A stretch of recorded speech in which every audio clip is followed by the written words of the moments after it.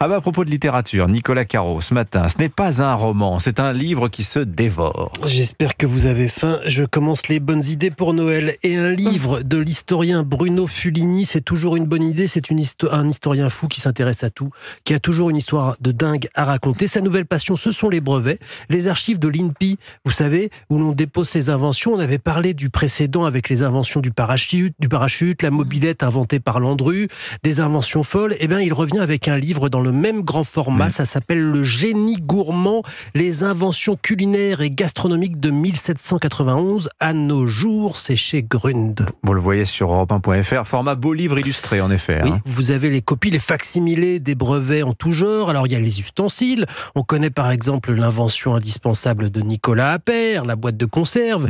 Mais on a dans ce livre les schémas de l'invention d'Arsène Saupiquet, la boîte de conserve en fer blanc à ouverture rapide avec une clé. Vous savez, d'autres ont connu moins de succès malheureusement, comme le saladier mécanique, un saladier monté sur une manivelle qui sert évidemment à mélanger la salade. On a les schémas aussi.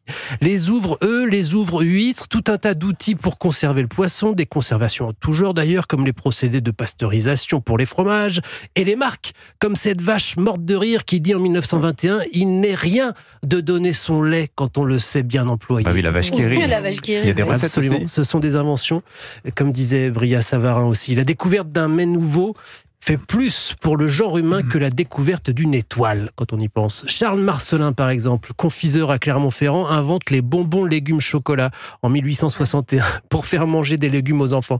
Pas sûr du résultat. Plus sérieux, il y a la soupe chaude de foie gras, la gelée de poule déposée par Joël Robuchon, les oursins tièdes de Guy Savoie, mais aussi les allumettes comestibles, le gâteau de foie de morue, tout un garde-manger. Le génie gourmand, donc, grand livre, il est orange, vous pouvez pas le louper. C'est chez Grund. Merci Nicolas Caro. Un mot aussi, il y a eu l'un des derniers grands prix littéraires de la saison qui a été décerné. Le prix Vepler, Fondation La Poste, oui, hier soir, prestigieux, c'est Thomas Clair qui l'a emporté pour Paris Musée du XXe siècle, le 18e arrondissement aux éditions de Minuit. Le titre est étrange, le livre pèse ses 620 pages. Je vous en reparlerai parce que le livre est incroyable et l'auteur complètement décalé et incroyable aussi. 600 pages sur le 18e, décidément. Héloïse Goua, c'est à vous, la série de la semaine est romantique. Oui, une jolie série sur un amour impossible. Chocolat amer, c'est son titre. Il s'agit de l'adaptation américaine du roman mexicain de Laura Esquivel, écrit en 1989. En langue originale, ça fait como agua para chocolate. Nous voilà au Mexique au début du XXe siècle. Tita est une jolie jeune fille issue de l'aristocratie. Elle est passionnée de cuisine et c'est d'ailleurs à travers les plats qu'elle prépare qu'elle exprime ses émotions. Qu'il s'agisse de joie ou de peine, sa cuisine était imprégnée d'elle. Comme si Tita elle-même était un ingrédient parmi les autres.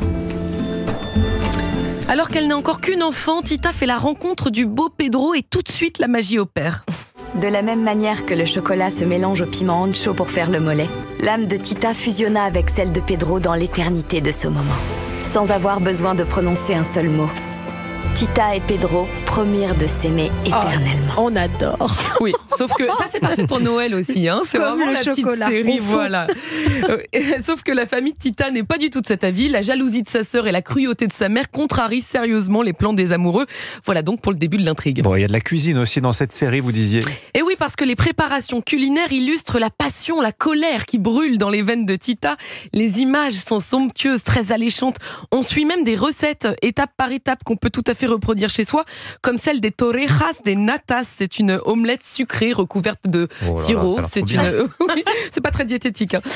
Cette série se regarde comme un conte, une fable. C'est une grande fresque romanesque saupoudrée d'une touche de magie et de fantastique. Si vous avez aimé les chroniques de Bridgerton, je crois que c'est votre cas, Anissa, et ben vous risquez d'adorer l'univers de Chocolat amer. Salma Hayek-Pinault, qui produit cette série, l'assure, cette fiction donne envie de cuisiner et de faire l'amour. Allez, chocolat Deux belles amer. activités, hein, tout de même. En même temps. C'est à voir sur En même temps, merci Nicolas. C'est à voir sur la plateforme Max et sur MyCanal aussi. Merci beaucoup Héloïse, merci Nicolas. Merci Vincent, à demain. Dans un instant, votre édito politique.